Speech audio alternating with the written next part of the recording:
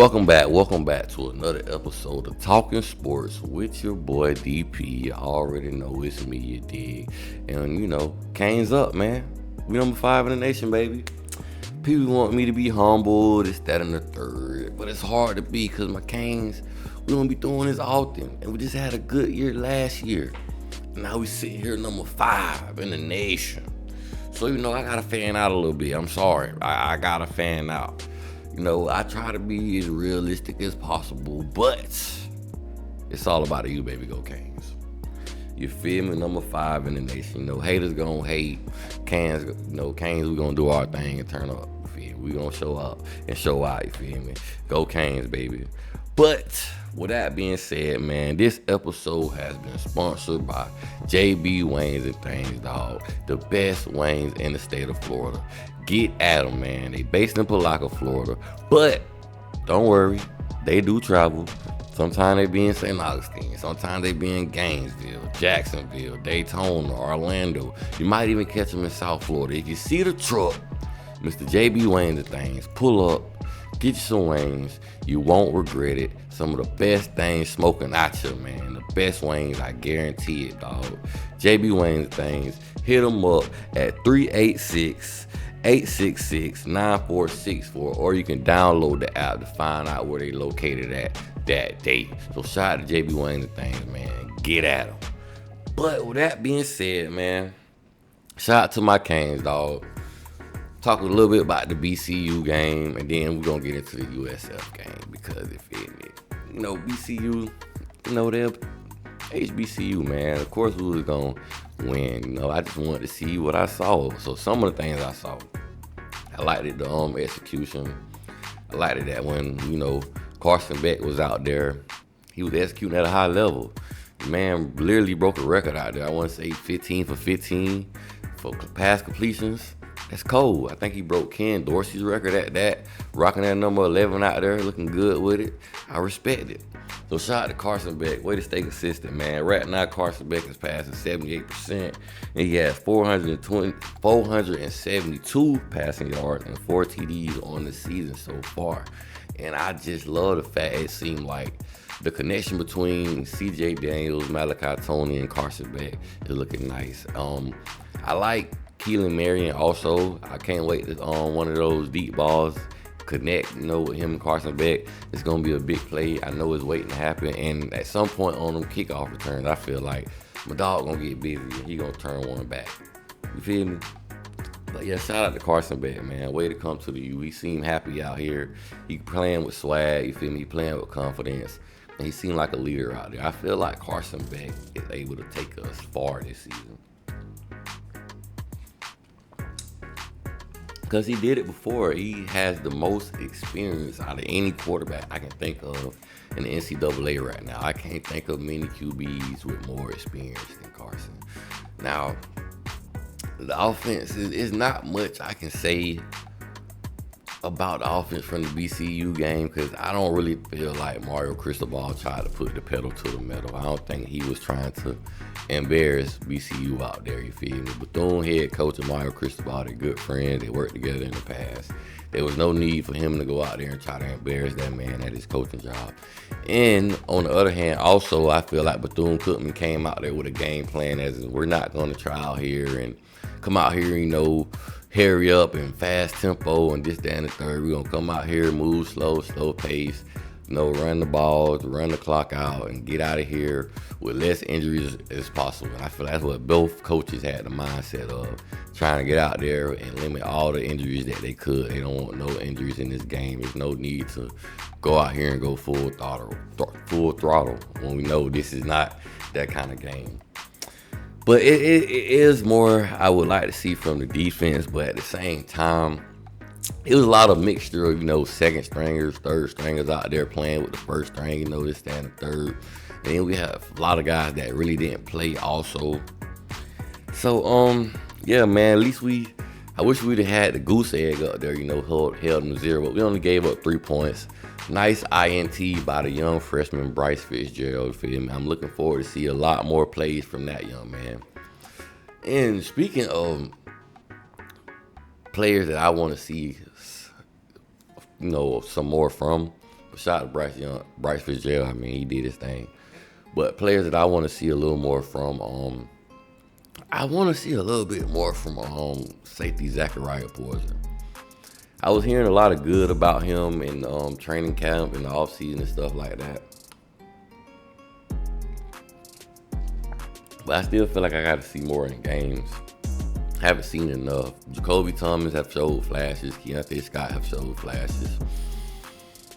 You know, OJ Frederick doing this thing. Xavier Lucas, we really ain't seen his name called that much, but being a defensive back is probably a good thing. That means people not trying you, people not going your way. So take that for what you want to take it for. Damari Brown, he out there doing his thing. But yeah, I want to see a little bit more from Zachariah Poison. You feel me? I gotta see more. Now also, I want to see a little bit more from Muhammad Toure, but I feel like he probably getting his feet under him. He been missing from college football for a little minute, so that's real understandable. You feel me? If, you know, his timing and stuff is not exactly on point yet, but hopefully he progressed with that. But I will say I want to see a little bit more of Popo Aguirre. I'm liking what I've been seeing, man. I feel like it's gonna be a game going up against USF where Popo gonna really be able to show out. Him, Chase, really all our linebackers, and Wesley, he gonna be able to play. You know, he already, you know, had to sit out basically the whole game because it was the first play of the game in the Bethune-Cookman game when he got ejected for targeting. So that counts. So he will be playing in the next game. And that was kind of a tough call for me, the targeting call. I ain't really like that. Like, in that situation, the refs got to understand angling and all that too. Like, how are you expecting him to make a tackle on that play? And from what I seen, he had his head up and he just, you know, went through the ball carrier. He didn't lunge him. He didn't, you know, have his head down. He had his neck protected and all. They looked like a clean tackle to me. So it's kind of tough, man. We can't call a flag on everything that's a big hit, man. It is football at the end of the day. Now, if a guy's making a tackle where he could, you know, it's obvious that he could possibly break his neck doing this or injure the other player doing this, then, yeah, you feel me? I guess we could throw the flag, review it, and go from there. But that call, I didn't really like that. It was kind of iffy for me. But nonetheless, good wins from Miami Hurricanes. Oh, yeah, man. Malachi Tony, dog. Like, dog. The young man is just, man.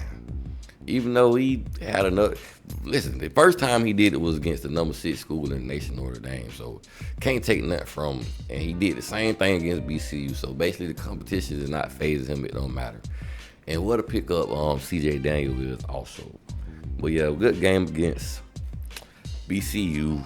But now I want to talk a little bit about USF, man. It's USF week. A lot of people is hyping up this USF team. Now, to me, I'm not going to sit here and say I don't feel like they're not a good team. Yes, they are a good team, but to me personally, I feel like they are a good team on the G5 level. I feel like USF should dominate the G5 this year. I feel like they should be representing the G5 school in the playoff this season. I feel like they have the capability and the talent to do that. And they had some would say impressive wins, but me personally kind of beg to differ. The reason why I say that, let's look a little deeper into USF win. First win of a Boise State. Can we be honest here about this Boise State team? Boise State been all right through the years, but what really has Boise State been in the last 4 or 5 years? Last season, imagine Boise State last season without an Ashton Jeanty. Boise State is not getting an Ashton Jeanty every recruiting class, every year, every season. They're not getting that player all the time. They're not getting that caliber of player year in and year out. They get good players that they coach up, and they usually coach up a good team to put a decent product on the field. And sometimes, hey, they might upset a P4 team here and there, but they're not on a consistent basis just a dominant football team. Boise State lost a lot of talent, and their main guy, the guy that's putting the damn near broke a college rushing record, Ashton Jeanty, he's not there anymore. He's gone. So they beat a 25th ranked Boise State that I would say, hey, maybe they didn't deserve to be ranked 25. Maybe the polls messed up on them. Maybe the polls got that team wrong. That could be true because Boise State, again, in that game against USF, USF dominated them, and Boise State also looked bad. They didn't look good in that game. I didn't see much offense. I didn't see much defense, and the tackling was horrendous. And then we're going to get to the Florida game. They beat a very undisciplined Florida team. This is one of the most undisciplined Florida teams I have seen in a long time. They lost the game because they had a horrible time executing. They stopped running the ball. And then, you feel me, the turnovers, special teams, feel me, mishap. If your long snapper didn't snap the ball over the punter head, you might have would have went in overtime because you only lost by 2. That was the safety right there. That was the difference of the game. It's not like USF, they did some good things out there, but at the same time, it's not like they dominated Florida. They went out there, competed, and took advantage of Florida miscues and mishaps. That's what they did. Florida is very undisciplined. You mean to tell me you have a player on your team that is so selfish? On the last drive of the game with 1 minute left, y'all got the lead, and y'all need this drive to get these boys off the field. And you have the audacity to spit in someone's face in front of the ref, let alone spit in somebody's face. You do it in front of the referee? That's like walking up to a police officer and slapping them in the face. Like what is that? That's absurd. I don't know what's going on with the University of Florida. We play them next week. But yeah, USF, they beat a very undisciplined Florida team, man. It wasn't. Mind you, Florida got talent. Right now, I still respect Florida game more than I respect the USF game. Mind you, I'm not a player. I'm a fan. The players, they gotta respect each and every opponent. You feel me? Like the Alabama. Well, really, I can't say Alabama no more. Like the Georgia. I don't know if I can say Georgia no more. I don't know, like the Ohio States of the world, I guess. Because right now, college football is so wide open. Anybody can be in the Natty this year. Because right now, everybody got question marks all over their roster, play calling, passing, rushing, something. In the ACC, the Big Ten, the SEC, the Big 12, all these conferences, they got something wrong with their roster or their football program. It ain't no perfect roster. You don't got that loaded up Alabama squad like you did in 2013, 14, 15, 16. You get my drift. You don't got that this year. You don't got the Georgias with the Sony Michels and you feel me? Just loaded up Georgia rosters. Now, they defense still biting. Georgia still got Kirby Smart. I gotta get a defense credit. But I'm getting our point, you feel me? But yeah, USF, they beat a bad Florida team now. I feel like once Miami smacked that butt, USF, they gonna do some good things and they might end up in the playoffs. But when it comes to them consistently beating P4 teams, because mind you, let's be honest, people, Boise State, they are a G5 school. So why is it so surprising that a G5 school beat another G5 school? Because they was ranked 25 by the polls in the beginning of the season. The polls was going off of nothing other than the performance that Ashton Genty, which is not there anymore. That's all they was going off of. They lost the quarterback. I think the Malachi Nelson kid that was a quarterback. I think he transferred from there, and I think another quarterback transferred from there, if I'm not mistaken. They lost a lot of talent. They lost D tackles that went to other places. Boise State didn't, and they're not recruiting at a high level. They're in Iowa. They're not getting this high caliber athlete. So they done lost a lot of talent. They lost Ashton Genty. They lost some key defensive players. And then you coming from Iowa where you only be able to recruit, 2 stars, 3 stars. You might got a couple of transfers because Boise State is one of those teams where the transfer portal hurts them. It don't help them. When they get good players that do good at ball, they don't always have an Ashton Jeanty that's willing to stay and willing to be Boise State Buccaneers great. Broncos, whatever you call it. I'm talking about Buccaneers. Boise State Broncos great. Feel me? Not every player is gonna be like that. A lot of guys leave their school year in year out to go to schools like USF because they want to be in Florida or something like that. Or they'll go to a bigger school. But USF can easily compete with a Boise State, man. Those Florida players, those 3 stars and stuff that's on the USF roster that didn't get a chance from Florida or Florida State or Miami, they're good enough to beat guys from the state of Iowa. Boise, Iowa. Like, come on, man. Let's be real. You feel me? Now, the Florida win, it is a good win, but at the same time, Florida lost the game more than they won. More than USF won the game. If we being honest, man.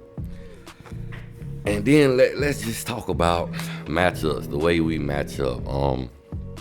Honestly, which I feel like I got a lot of confidence in Coach, defensive coordinator, Corey Heatherman. I got a lot of confidence in him to be able to scheme up a game plan and get our players ready to dominate. Because we get these guys on 3 and out a lot, they're going to be in trouble because Carson Beck is the type of quarterback that he's willing to, to bore you all the way to the end zone. He going to take his check downs. He going to take the right read. You feel me? Now, sometimes Carson Beck could have took some reads. Well, hey, there's a man open right there. He could have hit that one. You made it a little hard for yourself.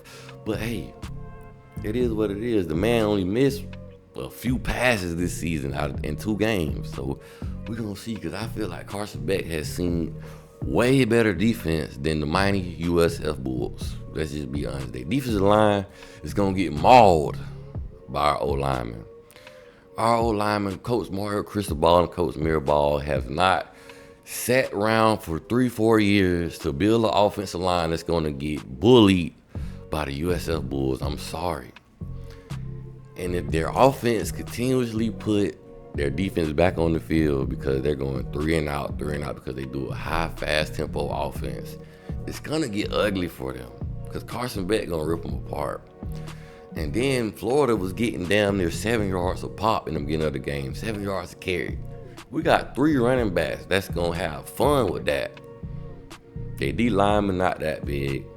They just don't have it in the trenches to compete with Miami. Now they have a few skilled players, maybe, but not nobody that you just gonna jump off the page and be like, oh yeah, their quarterback is their guy. We contain him. We make him beat us with his arm. We make him take his reads. We make him find the open man and his play call. Then we'll win this easily, hands down. And I feel like personally it's gonna be a blowout. Personally. But the media is gonna hype it up. Number 18 USF versus number 5 Miami. It's all about the U, man. You already know, man. But yeah, I had to come in here and give it to y'all like that because the USF fans, I love them because they so hyped. They so just wild. Feel me? And I'm not mad at them. That's how you supposed to be as a fan. You supposed to feel like your team gonna win no matter what. But I gotta be realistic sometimes. I ain't gonna lie. There been times I came on here as a Cane fans back in the day and wasn't sure if my team would get the job done or not. But this year, I feel like Mario has successfully maneuvered through high school recruiting and transfer portal recruiting to put pieces in the right place to have one of the most balanced teams in college football right now. We got a good passing game, good running game. We got a pretty good defense, but I want to see more. To put a stamp on that. Well, these next 3 games will show us. You feel me? For sure. We got USF, Florida State. So these next 3 games is really gonna show us what the University of Miami is truly made of. Is we, feel me, made of metal or is we made of aluminum foil? Which one is it? Because you feel me? Aluminum foil can be fugazi sometimes, but that metal is going to hold every time. It's going to be sturdy. So we're going to see what McCain's going to do, though. But also, man, one thing too that I have to say. You got Byron Brown. We got Ruben Hurricane Bang. Which one do you want to get broke first? Your spirit or your body? You feel me? Ruben Hurricane Bang. We got this man. And last year, I don't think he was 100%. I don't even know if he played in the USF game last year. If I think about it, I don't. But guess what? He's here this game. Y'all didn't get to see him last year. But you gonna find out. I guarantee you gonna find out who Ruben Bang Jr. is. You gonna see that number 4 all night long. And you gonna see his dog on the other side, Mizzy. You gonna see him. You got to see that. And you got to see our linebacker. Because right now, I'm gonna be real with you too. I've been impressed with Wesley Bissant, what I've seen so far. The man had 2 tackles in the first few minutes of the game before he got kicked out of the game. On a bull-jazz call, you feel me? We want to be honest. I feel like Wesley's been turned up this year because I've been liking what I'm seeing. So you got to see Wesley. You got to see Toure, Popo Aguirre. You got to see these guys, man. You got to see Ruben Bang, bro. You got to see him. He not going, bro. My dog not going. You got to see Ruben Bang. So Byron Brown, 6'4", 6'5", 250, I don't care, bro. Ruben Bang is the answer. It's the antidote. It's the antidote for any quarterback that want to come to the U or come to Hard Rock thinking they finna do what they want to do. Ruben Bang is the antidote. And if we come to your house, we walking in your trap and we taking over. Because Ruben Bang is the antidote. And he got some old members with him, ready to, turn up and show out. And they gonna ready to get it. Because you double team them, we gonna let all other dogs off the leash.